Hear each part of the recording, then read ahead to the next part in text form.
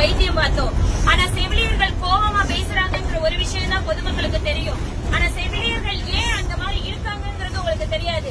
இதுவரையிலும் நாங்க 10-15 வருடங்களா வெறும் ஒப்பந்த செவிலியருக்கு வெறும் 15,000 18,000 சம்பளம் 7,000ல இருந்து உள்ள வந்து 18,000 வரையில இப்ப வாங்கிக்கிட்டு கிட்டத்தட்ட 15 வருஷமா வேலை பார்த்துக்கிட்டு இருக்கோம்.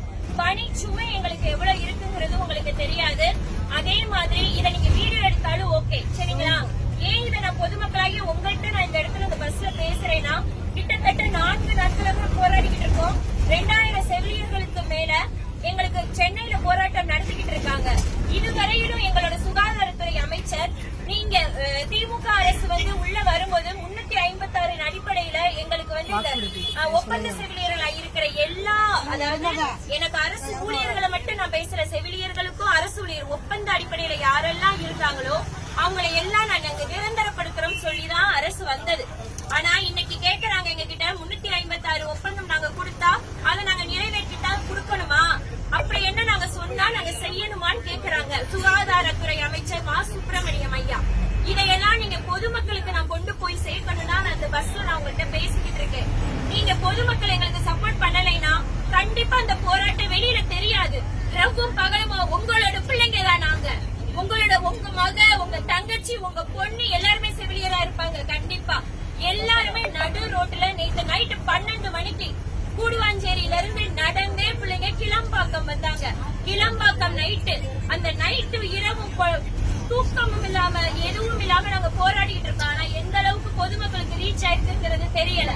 தயவு செய்து இந்த இதுல இருக்கிறவங்க இதை நீங்க ரீச் பண்ணுங்க. எல்லா நியூஸ் சேனலும் இதை அமுக்க பாக்குறாங்க, வெளியில கொண்டு வர மாட்டேங்கிறாங்க. நாங்க கிட்டத்தட்ட எத்தனையோ வருடங்களா இருக்கோம். மருத்துவ கல்லூரி டிஸ்ட்ரிக்ட் ஓபன் மட்டும் பண்ணா பத்துமா? அதுல போட வேண்டிய செவிலியர்களை போட வேண்டாமா? இத கேட்டா 8000 செவிலியர்களை நாங்க உடனே எப்படி நாங்க நிரந்தரப்படுத்துவோம் எங்களையே திருப்பி கேள்வி கேட்கிறாங்க. அப்படி இருக்கும்போது நடமாடும் மருத்துவம் மட்டும் உருவாக்க முடியுது அல்லவா? அவங்களுக்கு உங்களுக்கு வந்து நோய் கொடுக்கறாங்கல்ல, அவங்க எல்லாம் ஸ்டாஃப் நர்ஸ் படிச்சிருக்காங்களான்னு எனக்கு தெரியாது. ஆனா அவங்களுக்கு கிடைக்கிற சம்பளம் கூட கிட்டத்தட்ட 15 ரூபாய் கூட நாங்க வாங்கல. 18,000 ரூபாய் தான் இன்னைக்கு வாங்கிட்டு இருக்கோம் சரிங்களா. கிட்டத்தட்ட 10 வருஷங்களுக்கு மேல, அதுவும் எக்ஸாம் எழுதி நாங்கெல்லாம் உள்ள வந்தோம் சார்.